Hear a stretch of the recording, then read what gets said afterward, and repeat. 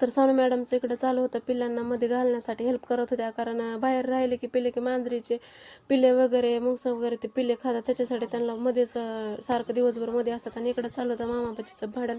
कारण त्या पण मामाने पिल्ले सोडलेले होते आणि ते दगडं मारत होते पिल्लांना, त्याच्यामुळे मामा तिला रागवत होता. तुझं माझं जमाना तुझ्या वाचून कर म्हणा, असं झालं त्या मामा बाचीचं.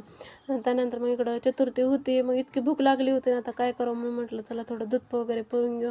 मग दूध वगैरे पिलं. त्यानंतर आम्ही गेलो होतो बाहेर गेल्यानंतर काम तर काय झालं नाही, पण मस्त शेंगदाण्याचं लाडून चहा वगैरे पिऊन आलो. चतुर्थी होती, मग साधी भोळी आपली पूजा वगैरे करून घेतली. साधा भोळाबा देवापा असं काहीतरी म्हणलं चला. मग त्यानंतर जेवणात तर खूप छान असा मेनू होता. दूध खीर केलेली होती जेवायला मस्तपैकी. चतुर्थी असल्यामुळे म्हटलं दूध खीर वगैरे गोड काहीतरी करावं. त्यानंतर मग मेहंदी काढायची होती, कारण एका हातावर आदल्या दिवशी काढलेली होती आणि एक हात राहिला होता आपला मग त्या हातावर मेहंदी काढायला चालू होतं. आमच्या बहिणाबाई मेहंदी काढत होत्या.